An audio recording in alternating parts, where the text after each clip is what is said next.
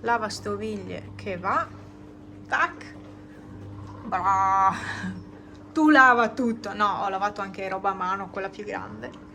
E questa tazza l'ho sbeccata, tocca buttarla, che peccato. Allora, qui ci sono le 3 ciotole, le 3 scodelle, come vogliamo chiamarle, con il couscous e le verdure e lo speck. E ho dovuto ripulire tutto il gas perché era un disastro. Questo è sporco, sì, ma quando avrò voglia farò la pulizia con la seria. E qui c'è il couscous, quello che è avanzato, lo lascio raffreddare, poi lo metto in frigo. Qua c'è Mimi. Ciao Mimi! Annusa il nulla. Sta uscendo un raggio di sole. Ma cos'è questa novità? Non sappiamo neanche più cosa sia il sole qua. Vero Pepe? Sempre tanta pioggia. Tutti i giorni pioggia. Questi asciugamani non credo che si siano asciugati. Ah, ho la roba da stendere.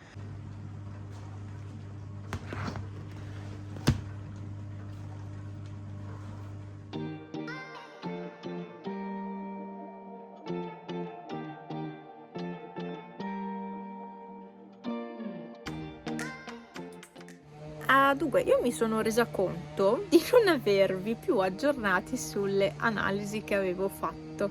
Penso ripeterò queste analisi tra meno di un mesetto insomma. Le voglio rifare e verificare effettivamente i valori.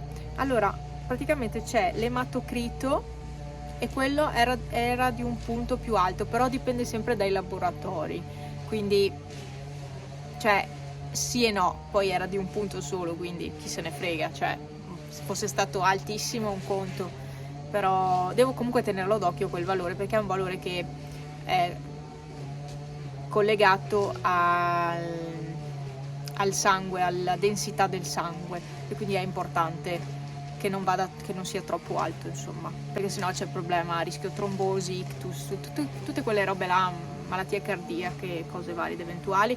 Visto che in famiglia ci sono queste cose, bisogna stare un po' attenti, quindi quello è un valore da verificare nel tempo. Poi sono risultati poi sballati altri 2 valori, la globulina beta 1 e globulina beta 2, e quelle indicano delle infiammazioni o delle infezioni in corso nel corpo.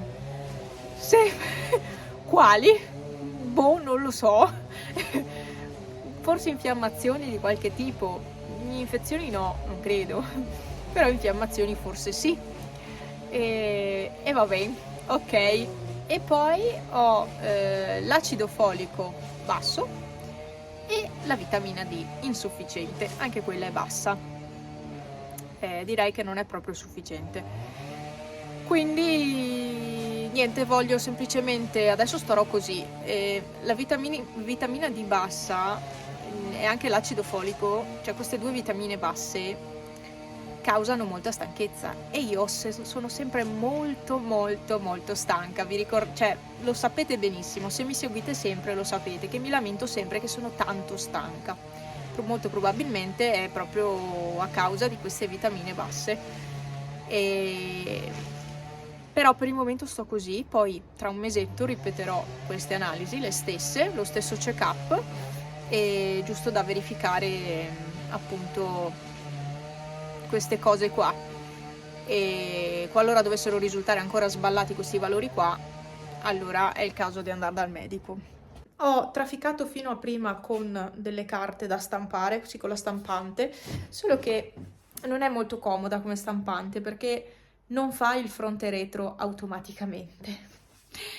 Quindi io ho stampato un po' alla buona, mi sono arrangiata, però avevo bisogno del fronte retro, vabbè. Altre cose da raccontarvi forse non ne ho in questo momento. Diciamo che non si sta neanche male, se uscisse il sole si starebbe molto meglio, sinceramente. Poi c'è sempre vento, ma adesso non ce n'è tanto, c'è un po' d'aria. Prima c'era proprio vento, quando ero tornata a casa dal lavoro c'era tanto vento. Vabbè, anche oggi ci siamo fermati un po' a chiacchierare con l'ingegnere, che non era previsto arrivasse oggi. Di solito lui viene una volta a settimana, di solito viene il lunedì o il martedì se proprio il lunedì non riesce. Però mi ha chiamata, mi fa: come sei? Ho detto: sei presa? Ho detto: sì, abbastanza. Oggi ho lavorato tanto. Oggi ho iniziato alle 6 e dalle 6 fino all'1 non mi sono fermata un secondo. E gli ho detto: va bene, dai, passa lo stesso. Mi fa: perché la prossima settimana non riesco a passare. Ho detto: ok, va bene, passa lo stesso. E poi ci siamo fermati un po' a chiacchierare con lui su questioni di lavoro e siamo tutti d'accordo. Cioè, no, io, lui e Franz siamo d'accordo, cioè la pensiamo uguale. Ma non posso, come sempre, dirvi niente. Però abbiamo le stesse idee, pensiamo le stesse cose. E, e via. Quindi niente. C'è una mosca. Mi sa che questa Pepe la catturerà perché lui adora catturare le mosche. Prima faceva di quei salti, che ce n'era una. Oh, a momenti si ammazzava. A fare di quei salti ancora. Che, cioè, è di fatto di gomma, Pepe, secondo me. Dai, mosca, vai fuori. Oh, grazie. Se fino ad adesso si poteva lasciare del cibo scoperto, basta.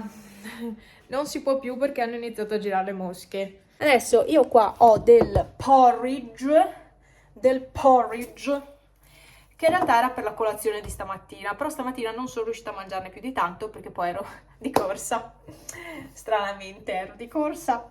Cioè ero giusta in realtà, ma troppo giusta. Perché? Perché mi ero fermata a piegare la biancheria. Perché non voglio tornare a casa e aver da fare quel lavoro. E allora lo faccio prima di andare a lavorare. Solo che poi ero troppo giusta e non ero neanche riuscita a mangiarlo tutto. Adesso lo scaldo un pochino perché è freddo di frigo, a me il freddo di frigo non piace. È semplicemente latte, fiocchi d'avena integrale e semi di chia, niente di più. Sa di cartone, certo, ma devo dirvi che una volta mi faceva più schifo come gusto, adesso bevo anche la bevanda di soia che una volta non mi piaceva, quindi diciamo che me lo faccio andare bene. Non è malaccio, è un po'... Comunque ho comprato delle farine di avena che servono proprio per fare il porridge e poi magari ve le farò vedere, non è una sponsorizzazione. Le ho comprate perché le ho viste pubblicizzate, le ho viste da una persona su YouTube che io e mia mamma stavamo guardando questo video e diceva che si era trovata molto bene per la dieta con queste farine, con questo tipo di farine, che in realtà la farina d'avena la puoi fare anche tritando i fiocchi d'avena.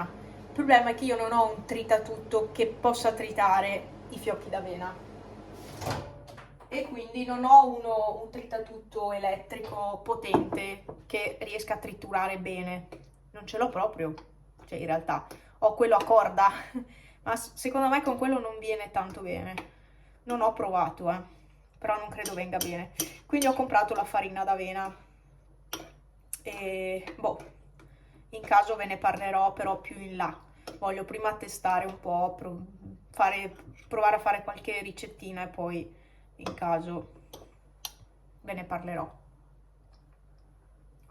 Non freddo di frigo è già meglio. Perché poi ci sono i semi di chia mi aiutano con l'intestino. Anche quelli ho comprato. Perché io ho l'intestino che va e non va, dipende, va molto a periodi. Allora, il periodo che ho fatto, io mi rendo conto che questi vlog siano solo chiacchiere tra noi, così. Però d'altronde non faccio niente, cioè arrivo a casa dal lavoro e non faccio niente, quindi vi racconto un po' di cose. E quel periodo che ho fatto la cura, tra virgolette, con gli integratori per la cistite, andavo di corpo, che era una meraviglia, perché assumevo regolarmente 2 volte al giorno l'integratore di Manflor, che è per la flora batterica dell'intestino. E questo qua mi aveva aiutato tanto. Adesso, siccome non sto più seguendo quella cura, perché adesso non ho più la cistite, e secondo me questi integratori sono andati benissimo, in combinazione con gli antibiotici, una favola. Sto continuando a prendere solo il dimannosio, ma quelli là, cioè quegli altri integratori, non mi ricordo di prenderli regolarmente, soprattutto quello per l'intestino. e quindi sono di nuovo con l'intestino un po' così così. E i semi di chia dovrebbero aiutarmi, insomma, perché creano sto gel che aiuta a svuotare l'intestino. Ma devo dirvi che non è male. Anche un po' più caldo secondo me. Almeno faccio una merenda sana.